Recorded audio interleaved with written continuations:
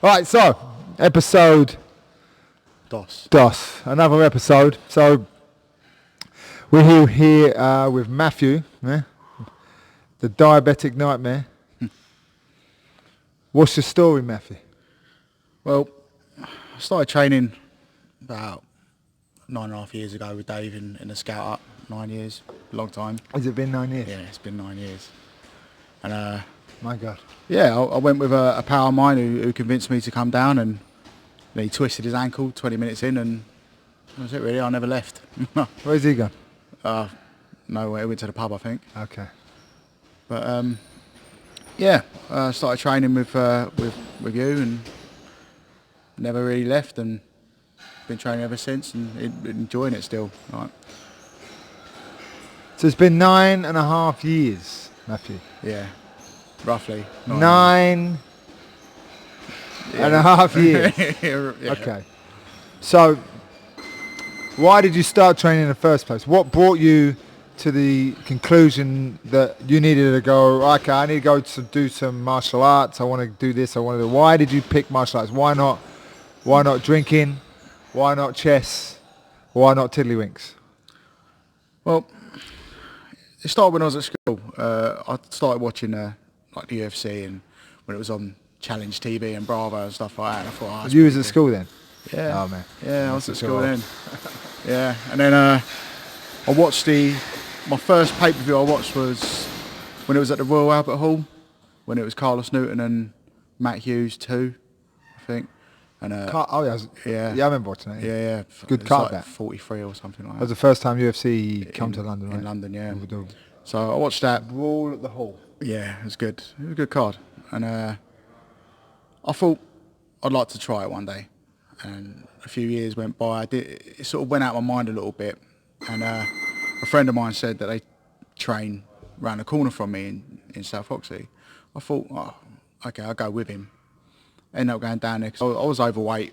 I needed to train. I despise going to the gym, lifting weights, and it's just not inspiring to do. So when you come and train MMA or jiu-jitsu or anything, there's nothing more inspiring than being choked out by someone. You've got to get better. Someone's trying to kill you the whole time. So you either get better or you just get beaten up. So I just really enjoyed it, fell in love with it, and just kept training and tried to get better. Yeah, I heard an interesting thing the other day actually about like training in like grappling or MMA, jiu-jitsu, anything like this. I heard a funny thing, like if you like, for instance, from a motivational point of view, to spar, to roll, even just to try, like even like let's say I'm gonna box, I can always come in and hit a heavy bag, as you might be able to hear right now. I'm not hitting a heavy bag, but someone else is in the gym. We always do the cast in the gym. At least he's not so yet. You may be able to hear that in the background, as this is a working gym. So I come and hit a bag, I can go shadow box, but if I'm trying to grapple or even because obviously MMA has a big aspect of grappling, I need someone there. So I need you to turn up in order for me to train. So I think in that sense, what I'm alluding to, what I heard is it's very like there's a safety net, there's a social aspect of it as well. Yeah, because I need you to train with me, and you need you vice versa. You know what I mean? This is my social life. Okay. Like obviously I'd like to go out and have a drink and that, but if I go out for a drink, I'll invite people from here. Like everyone is so close here. I mean, you guys came to my wedding a couple of weeks ago. We did. And it was great. We all come out for each other's birthdays. We all go out for each other's weddings. We do a lot with each other. We see each other more than we see our own families sometimes. Yeah, that's true. And I think there was a very I remember a friend of mine, John Deere, saying it's a strange, but there's a big like camaraderie that you get from trying to choke each other out and break each other's arms. Yeah. Sort of thing. Or you know what I mean? When you're training, you're close, you're contacted, you're connected, and I think that will transfer to everything else. You wonder how people are. If someone's down, you try to help them up. Yeah. If they're having a good time, you're happy for them. You know, like, you know, we come to your wedding. Yeah. Yeah. You guys come to my dad's funeral. You know what I mean? So when we're low, you help us up, and we're, I think it goes beyond, like, beyond the training, beyond everything. It's 100%. a connection, yeah? Yeah, yeah. We're all really close with each other. We all know each other inside out. Right? It's a great sport. It's like, it brings people together that never would speak to each other in on the street. Yeah, I mean, you have like guys like yourself Yeah. training here. Like I wouldn't necessarily you was an average Joe. I wouldn't necessarily say that you was a regular person. I'm an irregular person. I mean, but yeah, you know, like you got such a. I mean, that's another reason I want to put one in the other side of the microphone here, because there is such a diverse amount of people and different backgrounds. Yeah, you got doctors, it's hilarious. lawyers, and it's hilarious bakers. how we all get on. Yeah, You know what I mean? And I don't think it's necessarily just because we all got the martial art in common, but I think it's the martial art, the jiu-jitsu, the MMA, the grappling. It just gives a like a common denominator, or a medium of which everything else doesn't matter. Yeah. It doesn't matter that you're a lawyer. It doesn't matter that you're a doctor. It doesn't matter if you're a baker. It doesn't matter. It's of no concern to me what you do off this mat, because what is important is what's going on right now. Yeah. So I think that's another good, though, when you touch on sort of like Zen philosophy. Yeah. I think that's probably what makes us all get along, maybe on a deeper level. But you do have another interesting story, though. Yeah, I do. That I wanted to bring up. Yeah, I remember, like you say, 9.5 years you've been training, and always for me, like when I have, like, say, Eric Paulson in town, and we have a seminar of Eric in town, I always say to everybody, okay, Eric's in town, such and such a date. This seminar may save your life, right? Yeah, and it definitely will. So what happened? Well, Why do I say that to everybody? he says it to everyone because it's true. I was at an Eric Paulson seminar. I can't remember how long ago it was. It was a long time. It was in about Slough. 7. It was sunny. Yeah. It was, Oh no! Did we do it outside? Yeah, we did. Was it that one? Yeah, we started off outside because it was a good day. We ran around the field. We hit pads outside. That's and it. then we came back That's inside. an epic seminar. Yeah, it was an awesome seminar. Epic day of knowledge. We all came back inside and we did a bit of grappling, and then we all saying goodbye to each other and shaking Eric's hand and having a picture done. And he looks at me and he's holding my hand and he goes, "What's wrong with your throat?" I'm like, "What?" So he starts grabbing my throat and like touching, like, your throat's swollen. And he goes, "I can tell by looking in your eyes you're not well." I was like, "Oh shit." So he told me to go to the doctors straight away, get a blood test done, have a thyroid test done and stuff like that. And he got the sage out and he blessed me with a sage, and that was pretty cool. And I went to the doctors a couple of days later and I got a blood test done, and my blood sugar was like 26.8 or something like that. 26.8. Yeah. And the highest it should be, like at its peak, is 9. 9. So, and yours is 26.8. Yeah. Wow. So they were surprised I wasn't in a coma. Like, I got a phone call, like, "Oh, you need to come in straight away." And I ended up on a drip for 14 hours. And they told me I had type 1 diabetes, my pancreas was done. And Eric absolutely 100% saved my life. So what did they say, like, what would happen if you didn't bother getting a test? If I didn't get it done, I would have ended up in a diabetic coma and probably ended up losing one of my feet, or both of my feet, my fingers. And you do like a footlock, so that wouldn't have been that good. Yeah, I mean, it was not good for someone trying to do it to me, but... Actually, no, to be fair, it's good you defence. might be alright if you didn't have a foot. Best defence for you a can't get footlock heel is not hooked having if you a ain't got a foot. That's it. But I've got my feet, I've got my health back, and I feel better. I mean, when Eric told me about this, I was getting ready for a fight. I was in good shape, like relatively good shape. I was. Well, you fought already by then? You did an amateur fight, right? Yeah, I done. There's somewhere on the board, yeah. I'm on the board somewhere. Yeah, I did a couple. There's one picture there.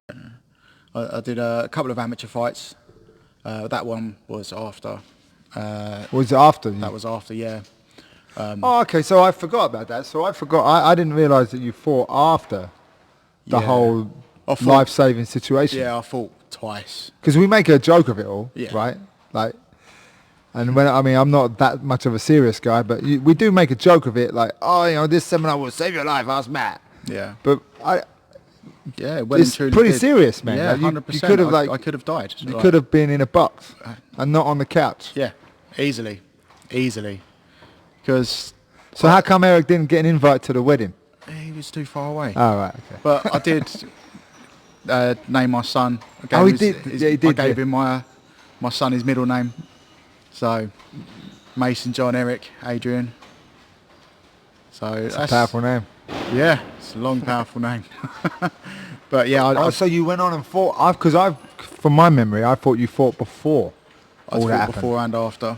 Oh, okay, interesting. Okay, I forgot all about that. Because we have so many fights here, right? Yeah. So many people in and out fighting and stuff, so just, you know. Yeah, a lot goes on here. We've got a lot of guys doing jiu-jitsu, no gi and MMA, got kickboxing, got a bit of everything. Everyone does everything here. It's yeah, so that's my main story, the Eric Paulson. Yeah, but you went on and fought. I mean, that was a tough fight. Yeah, that was a tough. I think was that planned fight? Was it like you have pullouts? Was Yeah, it? 'Cause I remember that being like a bit of a switch up. No, some people pulling out, and this guy stepped in, Reese Parker. He stepped in like bit of a crazy guy. Yeah, he's Oh, I'm out for a scrap. Proper I lunatic. forget where we got him from. running up and down. He's from up north somewhere. Because the trouble is running the show and helping people train for the show. Yeah, Man, trying to remember them all. yeah, It's super hard work. yeah. Super hard work. And they're all kind of like, Yeah. So, The build up to the fight was really like difficult because I was trying to deal with everything and like not sleeping and like losing my job and new diet, new way of living, really, mate. Yeah, the new way of living and trying to What get healthy for attributed? this. What do you think attributed to this, like getting that blood sugar right up in the air? I What do used you to- think attributes? I used to drink a lot of energy drinks, like Okay. loads of energy, because I was getting them like for free, pretty much. Was you working in the bar? Right? Working in a bar, just cracked open the drink and Right. just drank it, and like because I was so tired all the time, and that's what it was. Is I was tired all the time because I had the diabetes and I didn't really know, and it's the family genes as well. They're not great genes. I got diabetes in my family. Right. So, yeah, I mean, none of that helped, but it all came together at one time, and it was just before this fight, and I remember Sunil saying to me, guy's pulled out, but I can get you another guy. Do you mind? He's had a few fights before. I'm like, I don't give a shit, man. I just want to fight. And yeah, it worked out well for me that night. That's cool, though. Yeah. So it's good. I forgot that you fought after you Yeah. battled the whole diabetes thing. Yeah, it was a good night for me. It was, that's when you told me I was getting my blue belt as Oh, well. I give you your blue belt that Yeah. night. It was that night, wasn't it? That was I didn't that give it night. to you. I never give it to. I mean, Yeah. I'm not interested in Yeah. putting the gi on in a blue- cage. It's No. all a bit weird. I find that. I mean, I know a lot of people get it done. I mean, Yeah. been some high profilers that happen, but I would prefer to give you your belt when you have your gi on, Yeah. because that's what That's the when belt's you, for, really. Ultimately, is to close yeah. your gi, right? Of course. That's when you So- let me know I had it, yeah. 9.5 years, yeah? 9.5 years. Why are you still here? Why are you still training? Why do you keep coming every week and every, Honestly, why do you train? I love it. I love training here. I love the guys here. It's like a family, and I love helping like some younger guys that I can hopefully show something to that I do well. Because you haven't fought since then, have you? You've No. only had a couple of fights, so I had a couple of fights. your life gets in the way, or you Yeah. say you had a kid, you just got married. Yeah, I think I sort of realised it wasn't really for me because it's not for everyone. Like I enjoy training, I love it, and if I can show something to someone else that I do really well, and they use it, it's awesome. It's cool. Like, I mean, I learned everything from you anyway, but Yeah, well, to you show say you someone- left me. I remember being at a camp in Portugal. Yeah? Yeah. And before this camp in Portugal, like our annual jiu-jitsu camp, I'm standing on the side watching you rolling, and I'm like, it keeps hitting this freaking Americana Americana from the bottom of side control. What? Matt, stop doing. I remember saying, like, Matt, just stop doing that. Why are you, man? That's not gonna. What are you doing, right? And then I remember being stuck on the bottom. I was super tired. Maybe 3 days in of surfing and jiu-jitsu.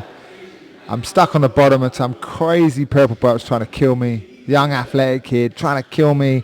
And I just see his arm there in the air. And I grab his wrist and I thread my other one through. But rip the Americana from bottom side control. Escaped. And I think I even submitted him with it. And I'm like, Was that not in front of a couple of other black belts as well? Yeah, so I'll give you a phone call or send you a message. Me and Matt, pictures, Sorry for what I said. I do apologise. I take it all back. What a great move. Help me right out, man. So we're all learning from each other. I think that's a good thing as well, right? Then, wasn't there a picture of you using that before as well? Against James Saville? Oh, yeah, then I watched... oh, in fact, yeah, actually. Oh, yeah. And then we look at... Yeah, then I come across footage of a fight again. How many years before? Oh. Many... no, yeah, I forgot about that. Yeah. Many years before, and I'm using said technique that I was poo-pooing you was using, that I then used again, and then admitted defeat with your technique. Yes, yeah, that's I forgot about that. Yeah. Okay, cool. So, another thing, So I know you don't want to fight again and all this, but there is a little mention of pro wrestling. Yeah, I'm what's going on there? Well, like I said earlier, I wouldn't class you as a regular human being. I've always been a bit of a fan of pro wrestling, and when I was about 14, 15, I wanted to go to the school in Kent and train, but I had loads of people saying, "Oh, yeah, don't do it." And being an idiot and young, you listen to the people. Then an opportunity. Now you're just an idiot. Now I'm just old. Idiot. Yeah, I'm an old idiot now. And then an opportunity came up a little while ago in like October to go to a wrestling school in Brixton, Knuckle Locks Wrestling School. So that was a course, right? It was a course, yeah. And how long was that course? it was like a 8-week course, like once a week, and like you go there, you learn the basics, and and at the end they test you to see if you're good enough to get into the school to like keep up with the intermediate classes and stuff like that. And I've passed that. I kept up with it, and like my attendance has been a bit spotty lately because, as you say, life gets in the way, and like, I start work at 2 in the morning, and by the afternoon I'm absolutely fucked, and I fall asleep. But I'm trying to go as much as I can, and I really want to pursue a career in professional wrestling. I think why not? You're only here for a short time. Well, I'm interested to come to the debut. Oh, we'll bring some banners. Yeah. As I used to be a wrestling fan, and I even found like some old programs I sent to you, right? Old programs of like SummerSlam in the UK and stuff. Yeah. And then I think I have a Hulk Rules tank top somewhere.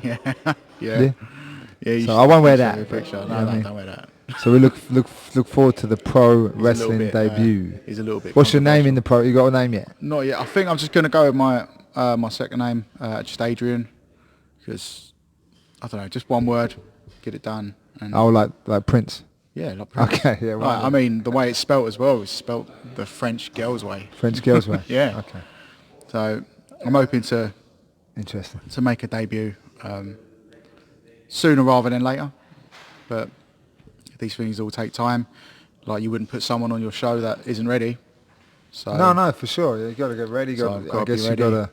There's a whole other side to that kind of training and preparation that you. That's another thing. Got to go through. It's completely different from what we do here. Like, the workouts are really like intense. Like, I think when you start here, the workouts are really intense and mental. You think this is fucking crazy.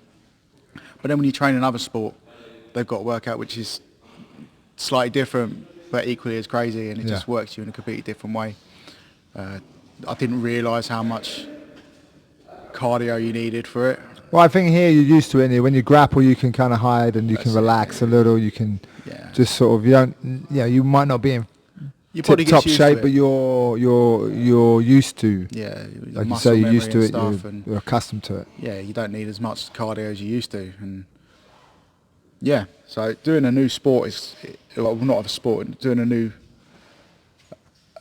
Challenge. form of entertainment is. No, but it's a sport. It's athletic, and everything like that. I mean, I think it gets a bit of a hard time, doesn't it, the old pro wrestling? But it is entertainment. I mean, obviously it's a little bit everyone go, worked and all that. wrestling's fake, You yeah. know, well, Yeah, I wouldn't say it's work. fake. It's fixed and it's worked, Yeah. but it's it's popular, I and mean- it takes a level of skill to necessarily sell a technique that the other guy's trying to do on you, right? And 100%. And you got to understand how the human body works and moves. Yeah. And you got to put your body through some traumatic.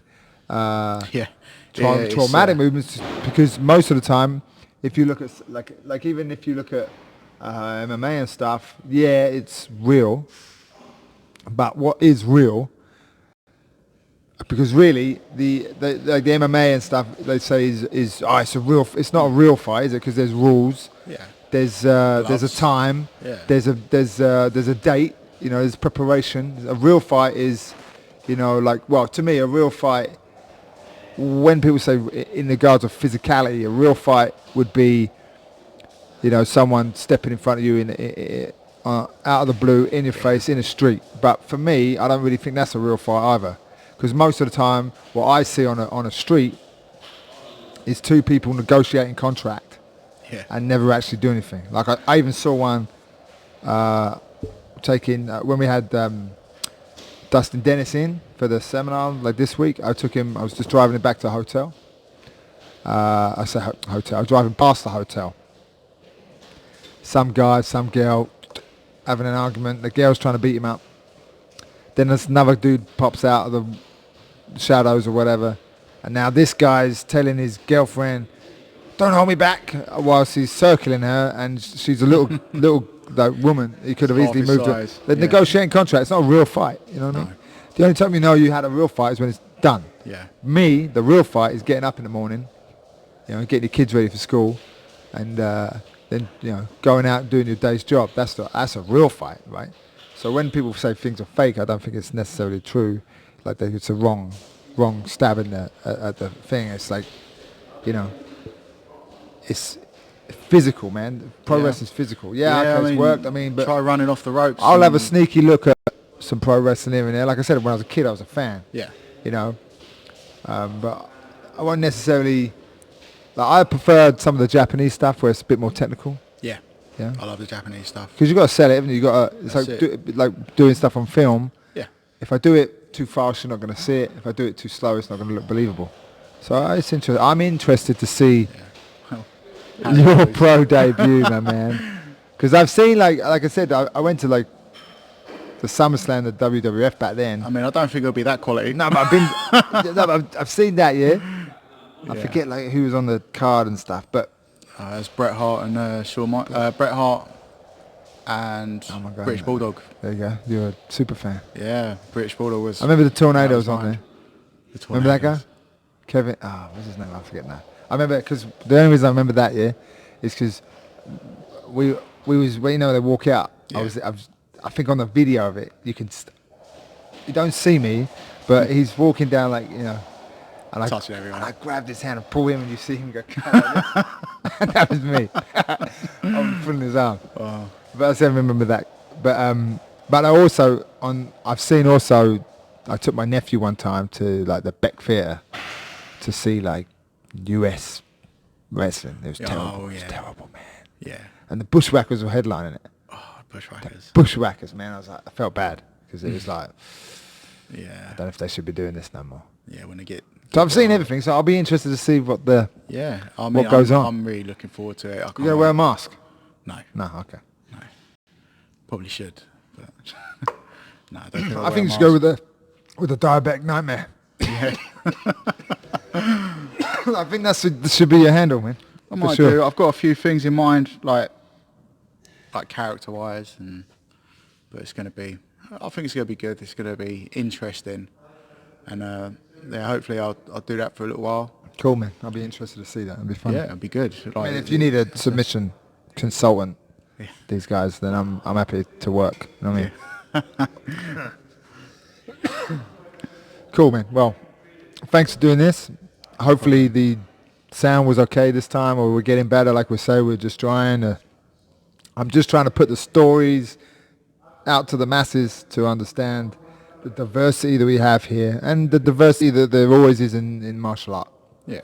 and the beauty of just bringing people together, and the benefits of everything that can happen, you know. And one day maybe everybody will train in martial arts. Hopefully, yeah. And I the think world will be a better place. most people just get a bit scared and worried about coming to train in the first place because they think, oh no, they're all fucking mental, smashing each other's faces in, they're all fucking nuts. Yeah, everyone's nuts, but we're all friendly, we're all nice people, we'll try and help you as much as you can do.